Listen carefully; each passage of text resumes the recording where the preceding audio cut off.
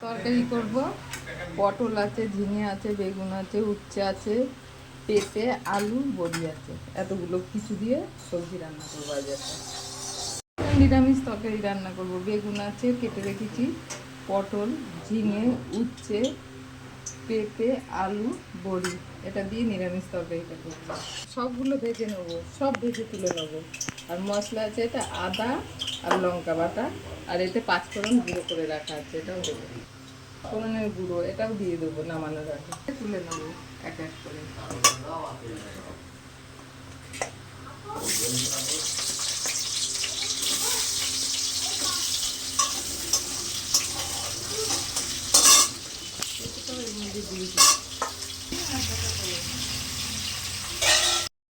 সব সবজিগুলো ভাজা হয়ে গেছে, নামিয়ে নিলাম।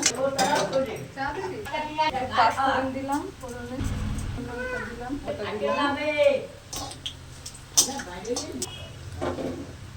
এটাই আছে 2-4টে কাঁচা লঙ্কা আর আদা রাখা দিলাম। মিক্সারে বাটিতে লবণ দিলাম, হলুদ দিলাম, চিনি দিলাম। মশলাটা ভালো করে কষিয়ে হয়ে গেছে। আদা লঙ্কাটা কষানো, এবার দিয়ে দিলাম সবজিগুলো করে রেখেছি, দিয়ে দেবো।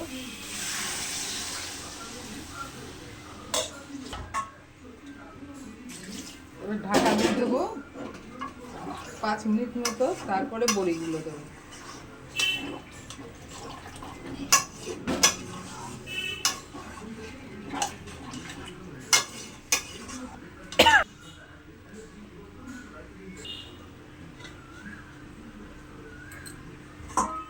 কাপটা সরা ভেজে রেখেছিলাম, পাঁচফোড়ন ভেজে গুঁড়ো করে রেখেছিলাম, দিয়ে দিলাম।